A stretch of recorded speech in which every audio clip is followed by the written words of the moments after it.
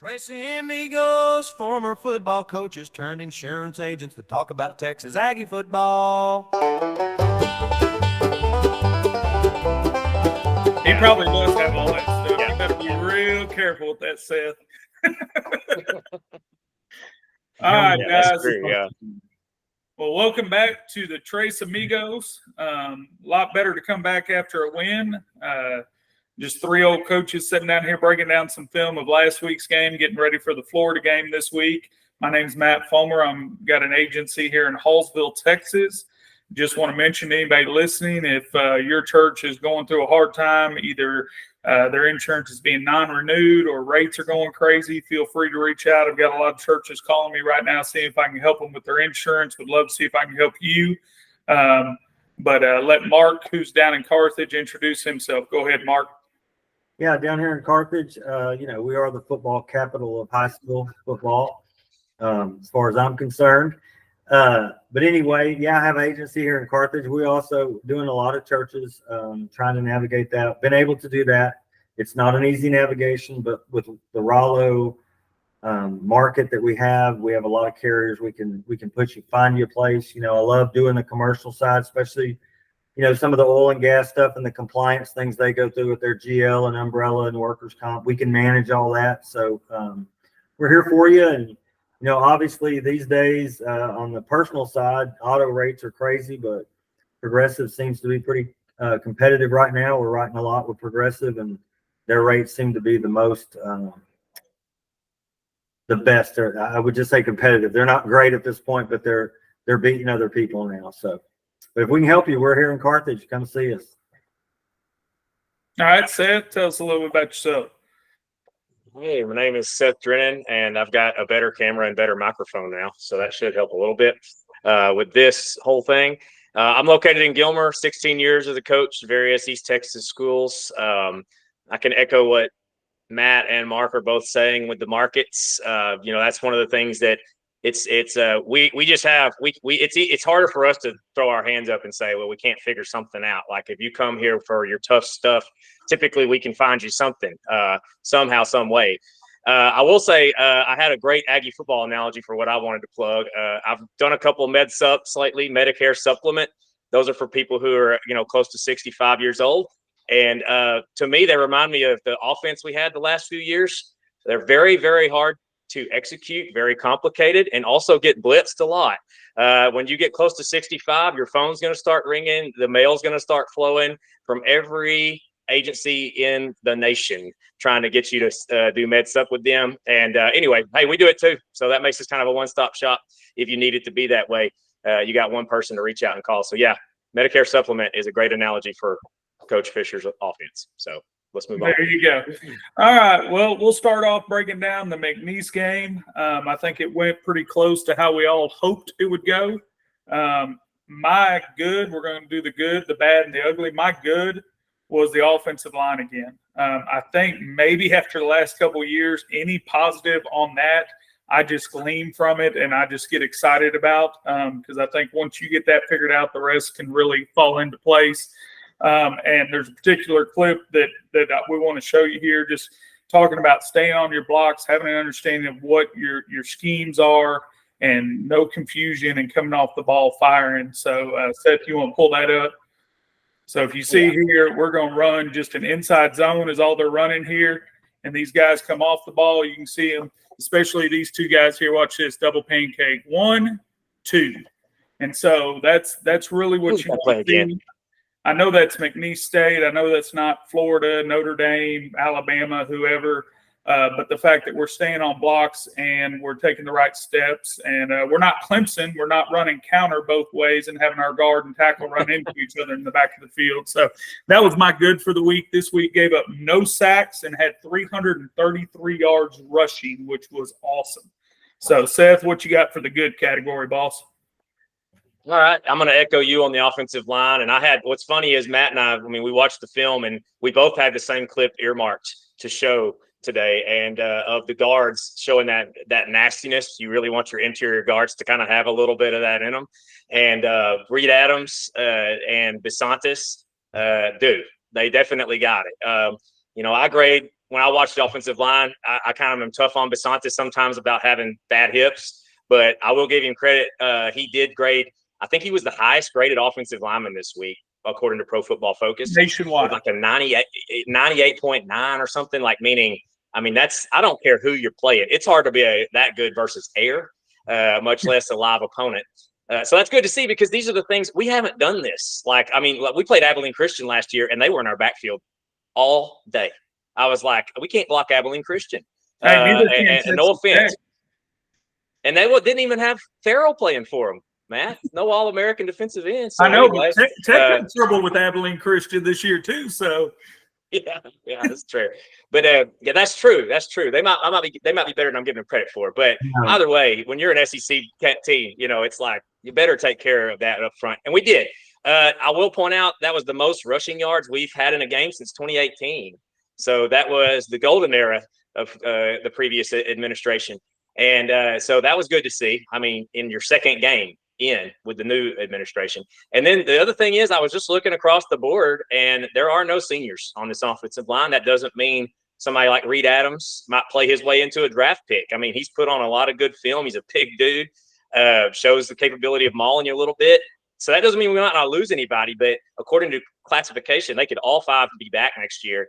And even with the center, replacing the center, some of that depth we have accumulated in just a short amount of time on the offensive line is impressive too, because there's been no fall off at center. Maybe was a great player, but no fall off at center, and that's huge when you have that happen in game one. Anyway, my other goods, running back, Moss is an SEC running back. He reminds me of those guys that used to play for Les Miles at LSU. Nobody wants to tackle him. I laughed my tail off. First play of the game, one of those safeties for McNeese comes up, tries to get involved, and gets absolutely punked by Moss, stiff-armed into the floor, and Moss runs for however many more yards. For the rest of the game, those two safeties were out on run support. They were like, Coach, we are in cover 4, and I am bailing. All right? I am making sure my quarter is covered. There ain't nobody getting behind me. But I am not running down there and tackling any of those dudes anymore. So that cracked me up. It also kind of hurt the passing because we couldn't throw the ball down the field. Those guys were so soft, It's like, anyway, what were you going to say? I was like, they threw away that whole pattern read 4 where they're going to stand flat-footed and 4. We're going to go ahead and play true 4 and bail. Oh, yeah. Dude, there was a play action later on, and it was so funny.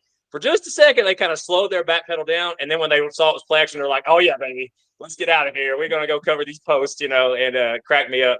But Daniels, man, I underrated Daniels last year. I always thought he was just an average depth running back for the SEC, but he has shown flashes of being more than depth. Like he, and it's, I mean, yes, running the ball too, but he had a blitz pickup when Marcel Reed's very first pass was in there, and he absolutely puts the linebacker on his back, drags across his face, like that's the physicality that I like watching. Whenever I'm a coach or I'm a fan of a team, I just like teams that out physical other people. And that was good to see from your running back, who can sometimes be, when it comes to blocking, I'll run physical, but this whole linebacker, I ain't getting the ball thing. And that's Amari. I mean, that's great to see from Amari. And then I'll give the good to Connor Wigman. He did what we needed him to do. Now, he went from the lowest graded Pro Football Focus quarterback in the nation to the top rated Pro Football Focus quarterback from week 1 and week 2. And as they always say, the truth sometimes lies in the middle, right? Where is the middle is the question. We'll find out Saturday. Is the middle closer to what we saw at McNeese or what we saw at Notre Dame versus Notre Dame? I think it's going to be closer to McNeese because I think Connor's got it in him. And I started to see some 2023 Connor emerge in this game with some grass throws. And I have some clips to show y'all there. Of course, one of them is really easy, is really memorable, is the fade he threw. Let me get this thing shared. There it goes.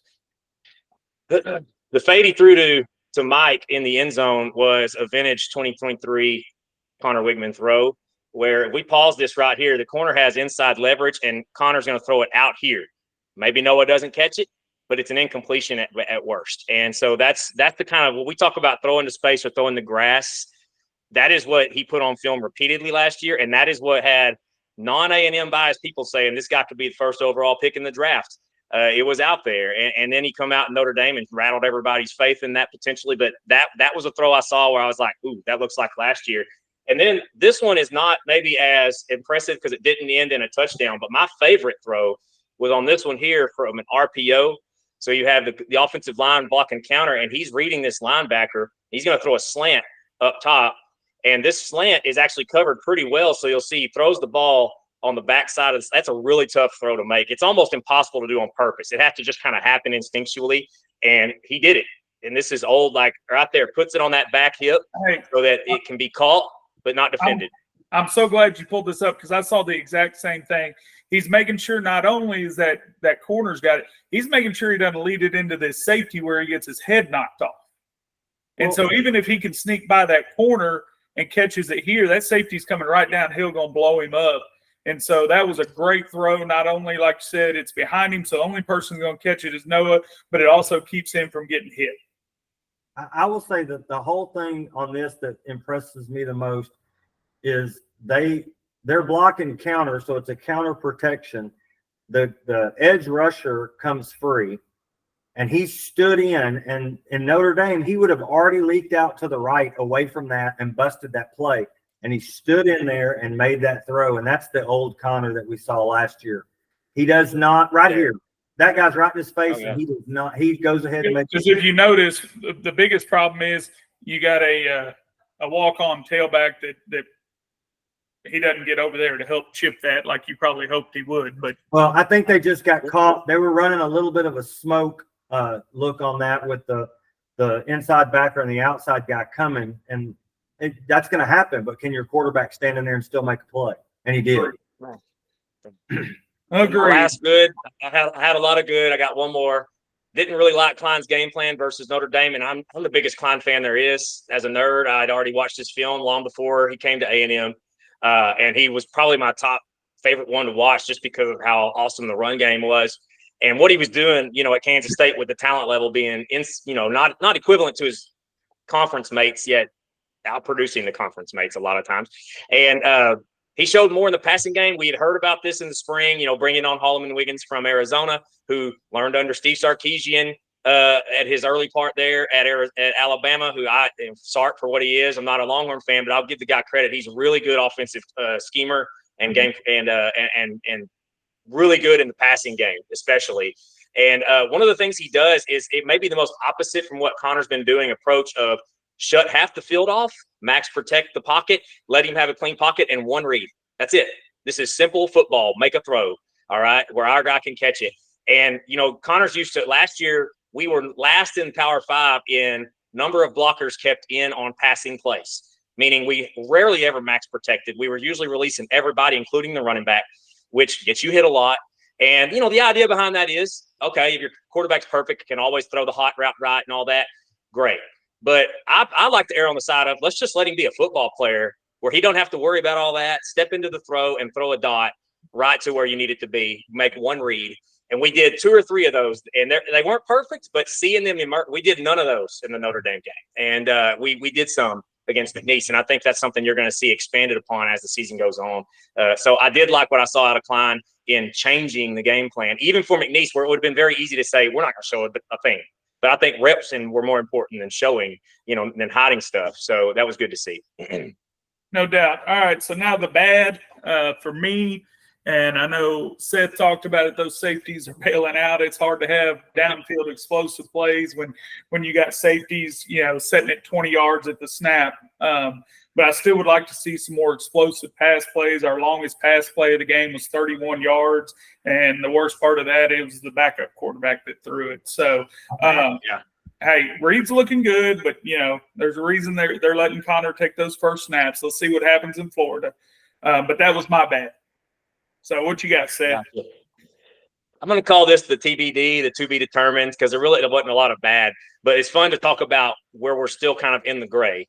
And I would say Connor's in the gray too, a little bit, but Marcel, to me, I graded him, and I love his throwing motion. He's got a more orthodox quarterback throwing motion. He doesn't look like he's played a lot of baseball. I might be wrong about that, but he doesn't look like he's played a lot of shortstop like Connor Wigman has. And so he has a little bit more like I'm a football guy throw. And I love his potential. He's got to learn how to play kind of within himself. He kind of, gets a little too electric at times. He ran himself out of a play and tripped up on a lineman that very first pass. I do think that if we're going to have a season that's going to be like a playoff contender type team late, I don't think he's our quarterback this year. I think if he's playing quarterback for us this year, something's gone wrong. But I love the fact that he is there, because I don't think it's like a walk-on quarterback situation like Michigan was dealing with when they had to bench their guy. Yeah, and I think it's great that they got him in as early as they got him in, because that to me is like, hey kid, we see you, we see you're the next guy, and we're going to try to get you as much as we can. But right now we got to ride this pony, and we're still feeding you to get you ready. And so we talked about it last week that if he doesn't get any PT, a kid with his talent's going to have a lot of people calling him around January. And so what are we going? What can we do now to hopefully keep that from happening? So, yeah, that's my other TBDs out of the receiver core, because that's one ugly. Spoiler alert, is Terry Bussey and Jabray Barber. We saw Bussey get 30-something snaps this game on offense. He only touched it once, I think, with the Jets, or twice on the Jet sweep. He's super raw as a receiver in route running. They tried to throw him a slant in the red zone once. It was a really bad route, made it very easy for the corner to cover it. Couldn't get separation. And it's not because of speed. I mean, it was because of how he stemmed the route. So he's very raw as a route runner. I mean, the guy played quarterback his entire career at Timpson and at 2A high school, so he's still learning that position. And so that's TBD. I mean, he's an explosive playmaking machine, and they got to figure out a way to scheme him touches. I don't care if it's just one thing. Like you know what I mean? You guys know as well as I do. You figure out a way to make that guy touch the ball. Selfishly, I wish he'd have played high school about 30 minutes north of where he's at. Nobody would know who he was. Yeah, they would have. He could have played over there. Carthage. Yeah, that's what I'm saying. Oh, okay. I thought you were talking about Hall. Okay. No, absolutely. He'd be in obscurity. Yeah, he could have played at Carthage, and he could have played receiver there, and he would understand the route concepts, and he would have been better off. But I agree with you there. I think you had one more, Seth, for bad. Yeah, well, Jabray Barber's to be decided. He played 8 snaps way back earlier from injury than they expected. I mean, when he first broke his foot, they were hopeful for Missouri. So the fact that he suited up and played 8 snaps in game 2 is really exciting. And I think the game plan now is full speed at Arkansas. So I don't know if we'll see him full speed this week either. But everything about the spring and early fall camp suggested he was wide receiver 1. I have yet to see it. I don't see any practice film. I'm not in any of those meetings with the coaches, but that's the word on the street. We'll see. There's plenty of meat on the bone in the receiver room, though. Ooh. So I'm anxious to see what can be done. And then Thor, I think this guy has the potential to be huge. The fact that he's not played much football, he's getting better every week. He caught his first pass this week. He looks good in the run blocking game. He's big body dude who can actually bring a punch from the tight end spot. Very excited about his potential as he continues to develop. So that's my TBD, otherwise the bad. There you go. So the ugly on the offense for me is somebody that I think could seriously help the wide receivers improve overnight if he could get his mind right. But Moose Muhammad, man, I think athletically, physically, he is without a doubt probably the best wide receiver on the roster. But I'm going to call him Can't Get Right. That's his name for me. He can't get right. I mean, the man catches a slant for a touchdown, has a 20-yard reception on an out route. I mean, he runs great routes. But his reputation is preceding, because every team we play knows that they can get under his skin and get him to react. And so McNeese rips his mouthpiece off. I get it. You're upsetting me. We're Texas A&M. I'm sure we can get you another mouthpiece. Shut up and walk away.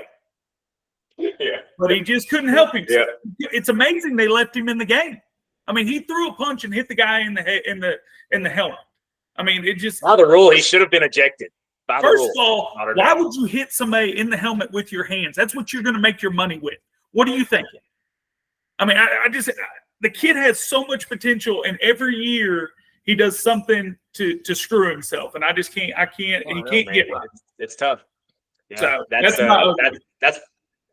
that's my ugly too, man. Every time he takes a step forward, think, okay, he had a good week of practice because he's going to get to start, and then we have 2 steps back. It feels like I laugh because I know people were saying yanking off his mouthpiece, that was a wuss move or whatever. I'm like, no, that was a film study move. That's exactly. That was a savvy move. That guy knew exactly that was not a mistake. That was calculated, and it worked. If we were playing in a tight ball game where one score makes the difference, that could have been it. right there, and so that is sad to see because, like you said, man, he's probably the most naturally gifted receiver on the roster. He just has a knack for making unbelievable catches, great route running. Now, I tell you, he is awful when it comes to when you need him to do the other stuff. Like, he doesn't block. There was a play where there was some confusion pre-snap with Marcel Reed, and he had to get a ball snapped not to get a delay of game, and you could tell Mussine didn't know what to do. So he just stood there, and he watched Marcel scramble to his side and continued to watch Marcel, literally just doing this, watching Marcel run around him while McNeese defenders ran all around him. And, that drives me nuts. And I jokingly say that he's probably responsible for the most swear words per capita on the coaching staff by far, because because that's the ones that really get you. If the guy can't contribute and he's a knucklehead, it is what it is. But if he could really help you win and he's a knucklehead and you're doing what you can to try to get him right, man, that's got to be so frustrating. Very ugly. Yeah. I mean, so I was going to be hard to find ugly in this game. Thankfully, he gave us an easy one to both go on. And then wide receiver in general, I mean, I know they were soft in the secondary and all that, but I only see one guy and Ja'Day Walker ended up, I don't know if he hurt himself or what. He hardly played any after that first series. Yeah. And you know how they are. They're kind of mum on injuries at the college level. It's hard to know what's really going on. But the wide receivers that are going there, the only one I could see get consistent separation is Muhsin Muhammad and Cyrus Allen, number 6. That's it. I mean, Noah struggles to separate. He made some catches in this game, but still doesn't look like a wide receiver 1. That's why I'm hoping Ja'Bray can hopefully be. If he comes in and can be a wide receiver 1 and actually cause the defense to worry about you when you are in a man situation. We don't have that guy right now. And until we do, good defenses are going to play us in a lot of man coverage, and that's what we're going to see. 8-man box. So, all right, so let's talk about this defense there, Mr. Brown. What can you tell us that was good about the defense this weekend? I like what Seth said about TBD, is to be determined. It was McNeese State. They're not great on offense, but we handled them in every way that I thought we could. I thought the secondary played really well. We had 2 picks. The linebacker core was solid. I wouldn't give them a great rating, but I think they were solid in a lot of places. They were where they were supposed to be. The D line is good. They're solid, but they didn't have any sacks in this game. There's some things that we're just not doing explosively that I thought we would. But I think they played well. I think they did everything they're supposed to. Exactly what we said going in. McNeese is going to get shut down, and they're going to score late in garbage time, and they did. That's what I thought would happen, and that's kind of what. So the good is they performed, I thought, like they should have in this game. But there's more to talk about than just that. But I mean, it was a solid effort, is what I will give it. I'll give the secondary. I see signs in the secondary of these guys being really good. As we get into SEC play, these guys look like they can play. They're starting to get the scheme down of what they're being asked to do. They're baiting guys. When you see a corner bait a guy, that means he knows what's coming. He's seen it on film, and he's ready. And you're starting to see some of that stuff kind of play out in the game. And so I would give the good to the secondary in this game. Okay. What's your bad? Well, obviously, if you look at this, and every pundit in America that looks at this, the run game's got to get better. We've got to stop the run a little better than we do. I think back to the App State. I hate to even bring that up, but the reason App State was able to beat us is they just, they were 3.4 yards a carry, and we just couldn't get them off the field. And I think the defense has to do a better job of putting them in 2nd and long and 3rd and long. And while they can do that a little bit here and there against McNeese, I thought overall McNeese ran the ball a little too well for my liking, being a McNeese State coming into Texas A&M. Well, if you watch the press conference, if you watch the press conference, I think their head coach would agree with you because Elko, one thing I like about Elko is he doesn't do a whole lot of coach speak. He'll just tell you what he thinks. And he didn't about the run defense, and he said it's awful, it's terrible. We got to get better at it. And so he didn't just say that we needed to execute better. No, he didn't say nothing. He hadn't used that word at all. They also asked him about traveling because the former regime, they like to leave 3 days early and be down there for a vacation. And He said, no, we're going to leave Friday. And they asked him about it. He said, all I'm going to say is we're going to leave Friday. And so he didn't really want to get into that. But Mark, tell me what your ugly is for the defense. There really wasn't a lot of ugly for the defense, but you have to temper that with it was an FCS team that came in. The Ags did what they were supposed to do. They shut them down. The offense scored consistently, and it got out of hand early.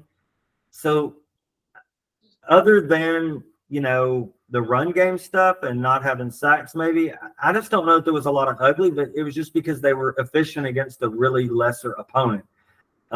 This is going to be an interesting week for the Aggie defense because I think they played well against Notre Dame with some breakdowns here and there. They performed, I would give them a B because of their opponents, like a bull rider. A bull rider can't score well unless the bull is nasty, right? Yeah. And so I can't give them the high score that I'd give a bull rider because the bull wasn't very good. It was an FCS team, it was McNeese State, but I think they did a great job. I think you have to understand that Elko's scheme defensively is a lot. There's a lot to it, a lot like what Seth talks about with our offense. It takes time for them to understand how to time their blitzes, how to show and bluff things. As they get better at that, I think that they will improve.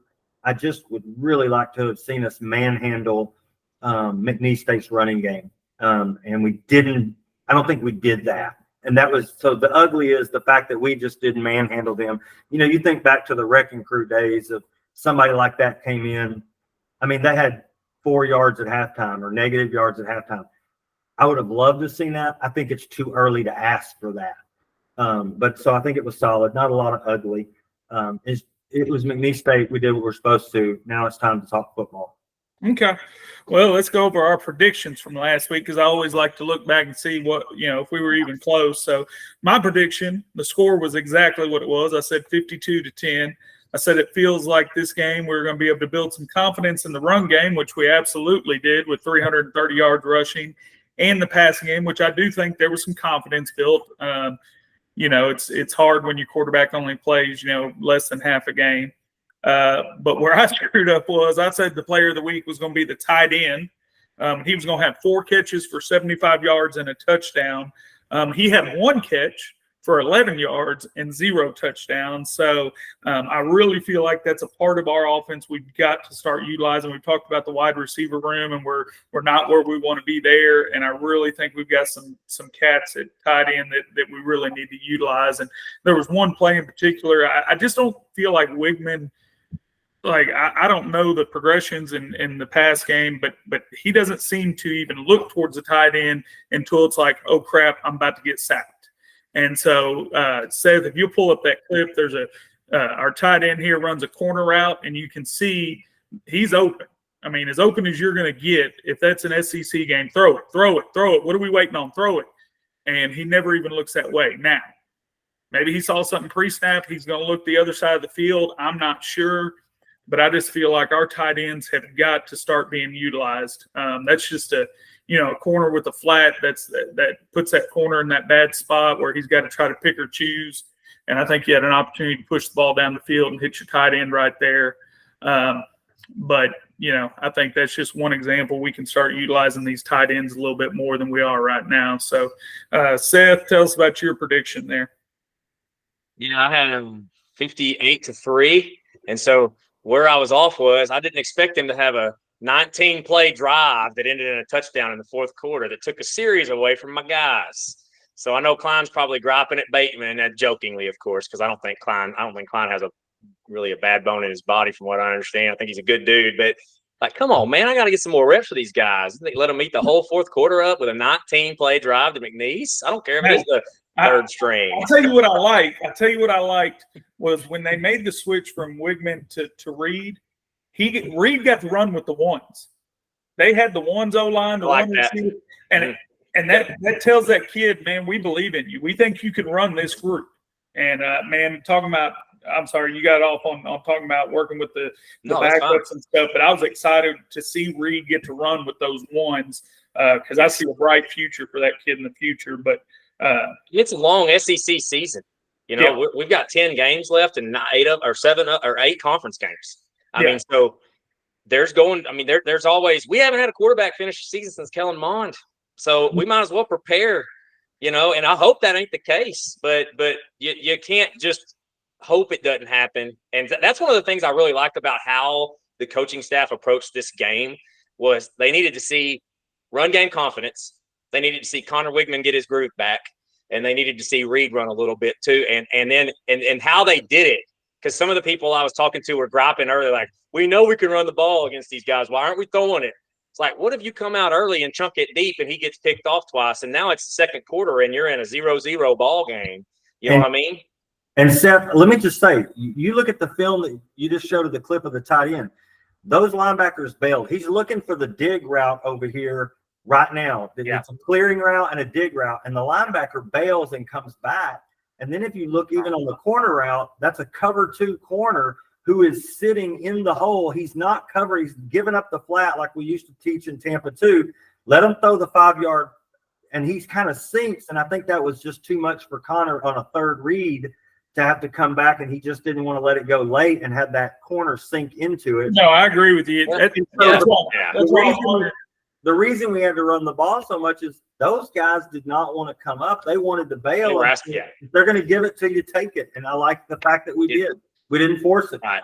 And strategically, I like your quarterback who just had his worst game in his career. We're going to get you up 14-0, and then we're going to ask you to uncork it a little bit. And so there's a little bit of edge off. I said it's kind of like widening the fairway in golf. Like, okay, hey, you're on the par 4 that's straight with the widest narrow on the course. We're up 14-0. We know we can run on these dudes all day. Go out there and let it rip. And and I saw that live, that when he missed Trey Watson, because that's a window throw. And as the game went on, like those 2 grass throws we showed you earlier, those were his, I think, 13th or 14th throws. So it was like as the game went on, that got better. I did like the fact that he showed his capability with his legs again, because I always talk about the numbers game in football and offense. It's pretty simple. Your quarterback his arm needs to play like an extra guy, like Penix, last year. Your legs need to play like an extra guy, which we know how that goes, like Howard and all those K-State quarterbacks. If you have both, you have Jaden Daniels from LSU last year, whose legs and arm play at the highest level. And now it's like you're playing 12 on offense. And then if you add all that together, if you add receivers who command 2 guys in the secondary's attention, now you've got LSU in 2019, and so putting all that together is hard to do. You got to have it all just line up, but if Connor can take care of those 2 boxes, like, even if that's the thing though, even if it's a game where my arm isn't the NFL arm I want it to be, if he can use those legs to create that extra gap and that extra problem, I was happy to see him do that, even though those were two times I thought he could have threw it that he didn't as well. But I like the decision he made, and it ended up being that little spin move at the end. That looked like his highlight film in high school. His senior year highlight film was full of runs like that. And I was like, ooh, that looks like a guy who's starting to feel like he's on the bike again after a long layoff, not wobbly anymore. So that's exciting. And I mean, that's and I like the fact that they gave him the cushion first, then said, okay, we're going to take some shots. I know they're loose. We're going to throw it down the field. And I like that game plan. That seemed very strategic to me. I liked it. So, Mark, tell us about your prediction here, boss. What did you have? Well, I said if Wegman played most of the offensive snaps, it'd be 31-10, and I think Wegman outproduced what I expected. It's hard to make a jump for the mistakes he made against Notre Dame with his footwork and his inability to want to be in the pocket. I thought he played better than I thought he would. I said if we mixed it up with Reed and kind of got some of that quarterback Reed stuff in there, that we would score more. I think I saw a little bit of that. I'm like Seth. I think our defense could have given him another series, and that might have pushed the score up to what Seth had said. I really believe that. So I think the defense did what I thought they would do. They held them. There was a touchdown late. I like the dual threat of Bussey on the jet read with Marcel when the quarterback, because that's a G read play. So it's not just a standard jet sweep. We're going to toss him the dead ball and let him go and then zone block it. That's a full G read. We're pull up that clip so that people can kind of understand what Mark's talking about here. Right, the defense so right here. Sure. These guys. He's reading these linebacker. One linebacker goes, you've got a safety or a corner down there, but you're 2 for 2. Actually, you're 3. You've got 3 guys heading to that blocking scheme for 3 guys. The 2 outside guys and the deep safety. So the quarterback now is reading these inside guys. If they stay inside, he gives it and lets your athlete. If they flow with the zone, he can pull it. That threat cuts those two guys off. The middle linebackers is toast now because he's flat-footed and we're pulling a guy. 73 is coming around. So that threat right there gives you an extra blocker outside. But the fact that that quarterback may pull it and run it holds those two guys. He hands it to Bussy, and If those guys fly, this is open right here. yeah. I mean, if that guy goes with the what we used to call the V of the neck of the guy right there that he was lined up on, that's already outside the box. If he goes with him, quarterback's going to pull it. This guard's going to wrap around and get the play side backer, and we got a big play there too. I love this stuff. This is what puts defenses in a bind because they are outmanned right now if the quarterback makes the right read, which he does, which gives it to the athlete. It's 3 for 3 and one of the best athletes on the field when he hands it. And it turns into a big touchdown. 65 yards, I think. Yeah. But again, if you have a pocket quarterback in Jimbo Fisher's offense, you're not getting this. Because that quarterback threat of run held those guys long enough for Bussy to get around the edge. And all that guy needs is a half a step. That's exactly right. But so he ran. That's what he does. He has that ability of if you pause it right here. I mean, this guy. There's an angle, and there's an angle, and he outruns their angles. But he's our only guy that can do that. But everybody that's watched him in high school, like I did, at that point you knew it was over. They're not catching him. That's not an angle that they're going to make. If he's even, he's leaving. That's right, boss. He's leaving. That's right. All right, so let's move on to this next week. We got a big one going down to the Swamp. Gonna be an interesting situation. You got a coach that's essentially trying to coach to save his job. They got a freshman quarterback that A&M went hard at right there at the end and almost flipped. Would love to have him in maroon and white, and I think if the coach does end up getting moved on to, there probably will be some conversations there, I would imagine. He's a talent. He is very talented. He came from old Willis, where I cut my teeth as a coach. Willis is a little different now than when I was down there. It was a one-horse town. I drove through down a couple of years ago, and it is blown up. But we're going to start off talking about the A&M offense versus that Florida defense. First thing is they run a 3-3-5, and I'll just tell you, as an offensive coach, anytime I saw a 3 down front, and you had zone concept, I got real excited. I just and I think it can be a very effective defense if you've got the right guys. But I've seen way too many times they like to slant, they like to do things, and they take themselves out of plays more than anything else. So when I saw 3-3-5, and I knew we ran for 300 yards this last week, I'm excited about that. So that's what I saw. The run defense. It's kind of like us. They played one good opponent in Miami, and even then we don't, Miami we thought were setting the world on fire when they beat us last year, and they turned out to be a below average team. So right now we think Miami's good, and then they played Samford. So they're averaging giving up about 100 yards a game, and so they gave up 155 yards last year a game, so that's an improvement. But once again, it's only through 2 games where you played one potentially solid opponent. And Samford and Son, whoever that is. And so that's to be determined, TBD, like y'all said earlier. The guy that kind of stuck out to me, going back and look at their 2 games, was a junior defensive end, Tyreek Sapp. Through 2 games, he's got 2 sacks and a forced fumble. So probably need to find him before we snap the ball, figure out where he's at. And he was a 4-star coming out of high school, which doesn't surprise us. We know Florida's got plenty of high school talent down there. That's why Florida State, Miami, Florida have all had their streaks where they were really good. So that's what I saw. They haven't forced a lot of turnovers. They've got 2 turnovers through 2 games. They had a pick off against Miami, and they forced a fumble against Samford. And Samford threw the ball 33 times, so they didn't have any picks against that, which hopefully bodes well for our quarterback. But that's what I'm seeing. What do you think, Seth? Yeah, I've watched a little bit of them versus Miami, and Miami offensively is not a lot, but they're definitely more of an air raid type system with Cam Ward at quarterback than we are. We're more of a I team that runs some spread that uses the quarterback in the run game. I mean, that's where Bill Snyder's roots are in that run game, and that's where Klein's roots are. So it's going to be different for them.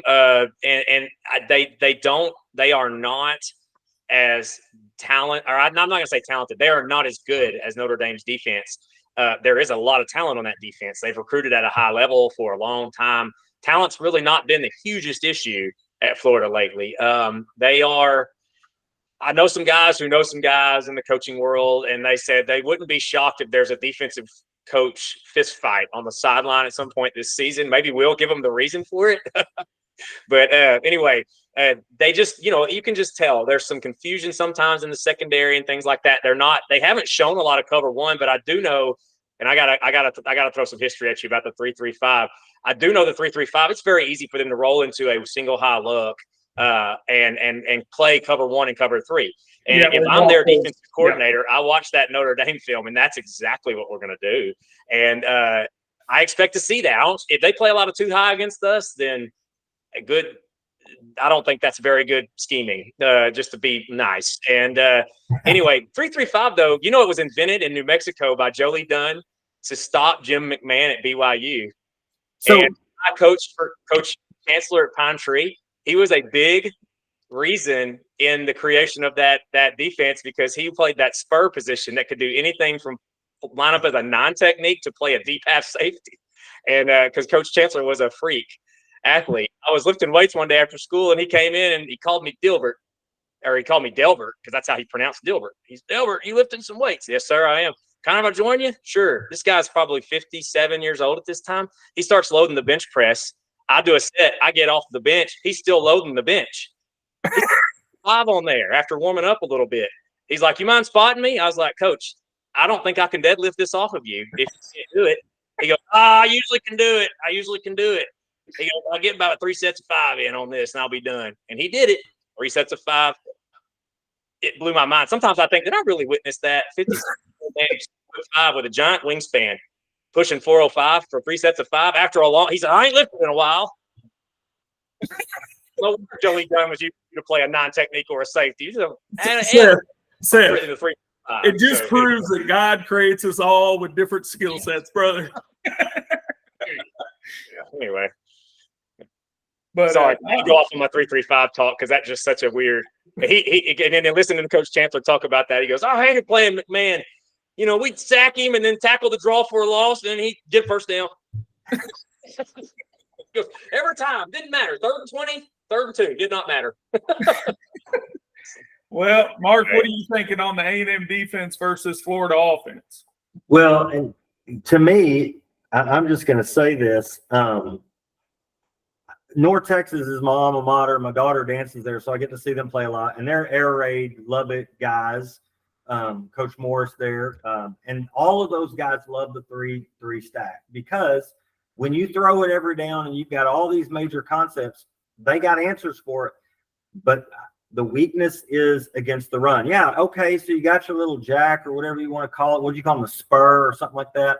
You're going to roll him down into a non-technique. That's great, but we're going to put a 260-pound tight end, and he's going to be moving with speed at you. Good luck. And then we're going to hand it to an SEC back.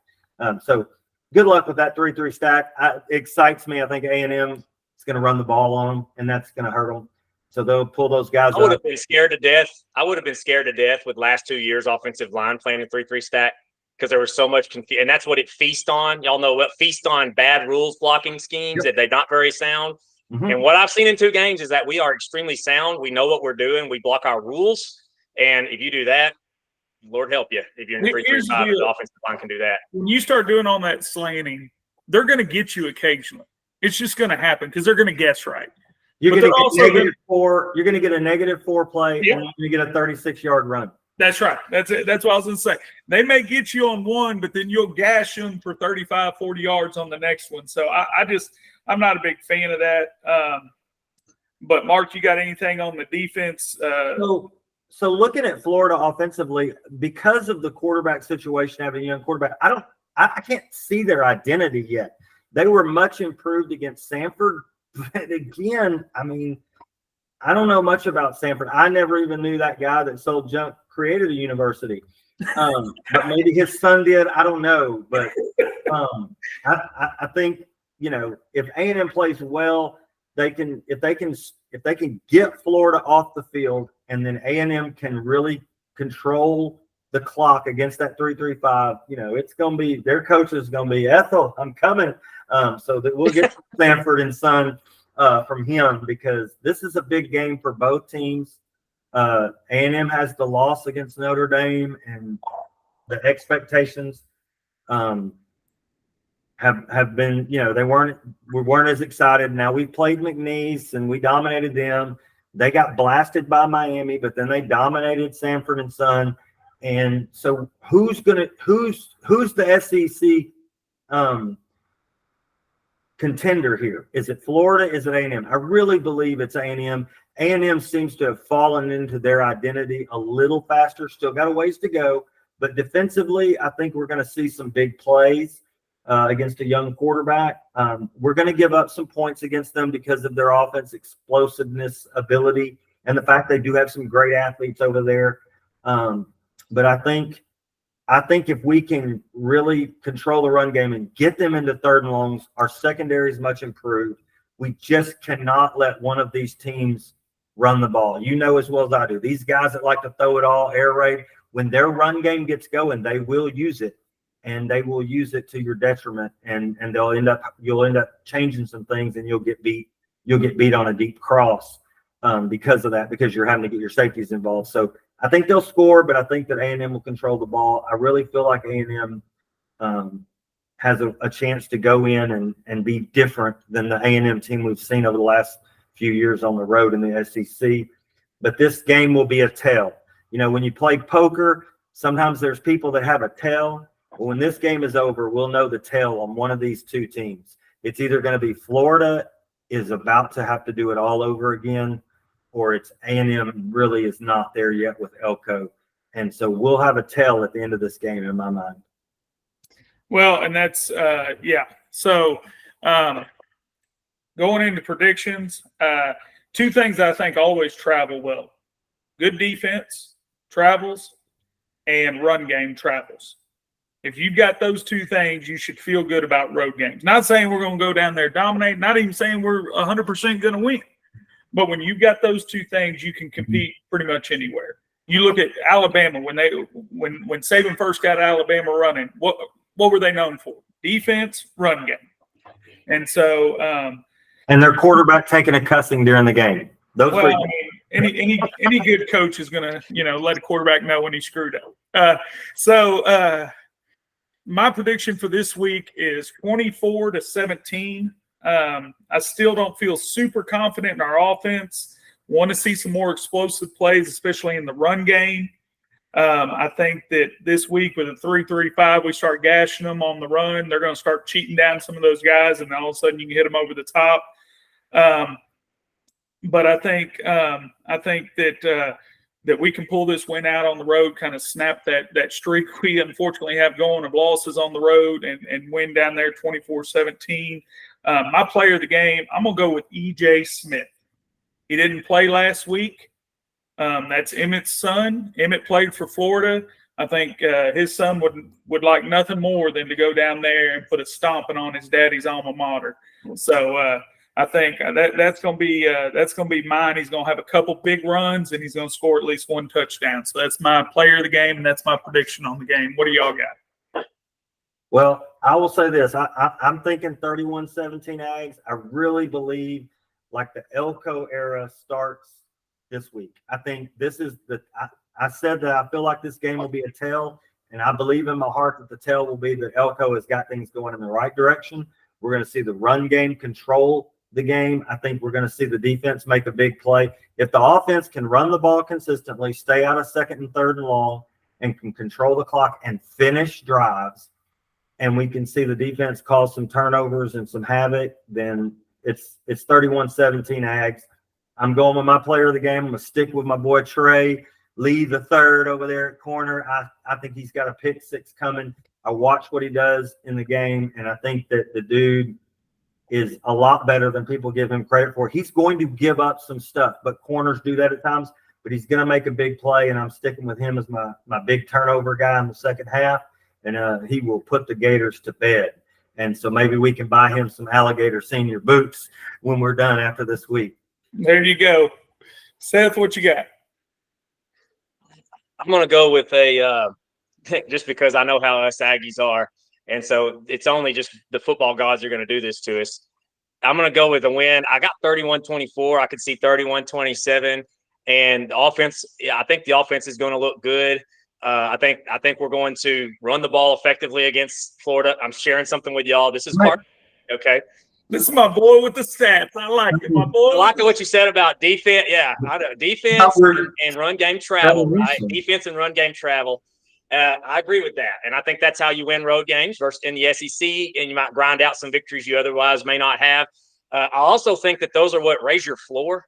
And I think what we've seen when Jimbo came in, however many years ago, all we thought about was ceiling, and then Jimbo almost morphed into that. All he did was think about ceiling.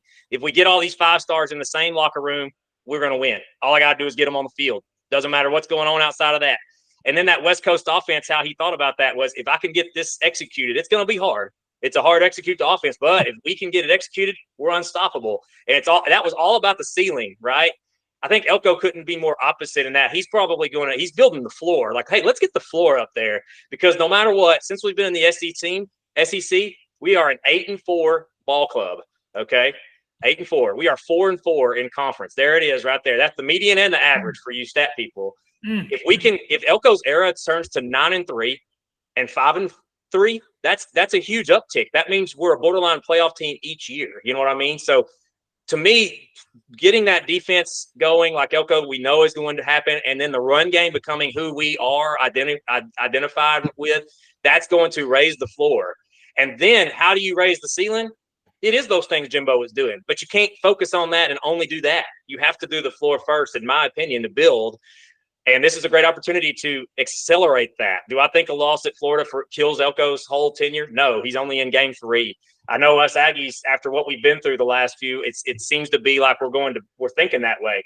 But I don't think that's the case at all. And so, I think we're going to win the game. I think it's going to wind up being 31-24 or 27. And then all week we're going to hear about, well, the defense don't quite look right. Our offense looks good, but the defense can't stop it. And so that's going to be the typical – the football gods love to do this to us because we kind of are a self-fulfilling prophecy. We're going to graph about something, right? So anyway, I think we get the win, but I think the offense looks really good, but the defense has some questions about it.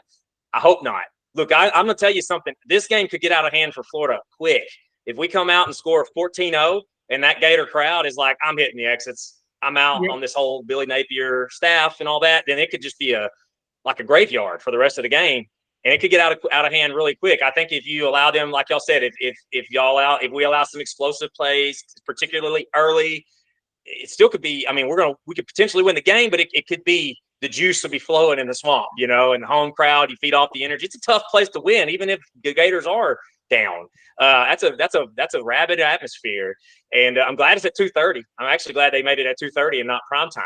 At that 6 o'clock kickoff or whatever. But I do think we're going to win. But I think it's going to be closer than we would like for it to be. But a road win in the SEC doesn't matter if it's by 1 or 60. I don't care. So that's my prediction. 31-24 is official. All right. Well, guys, we appreciate it. And we'll be back on here next week. Thanks again, Matt Fulmer, Hallsville, Mark Brown, Carthage, Seth Drennan, and Gilmer. Give us a call if we can help you with any of your insurance need. And Trace Amigos signing out. Gig 'em. Thanks and gig 'em.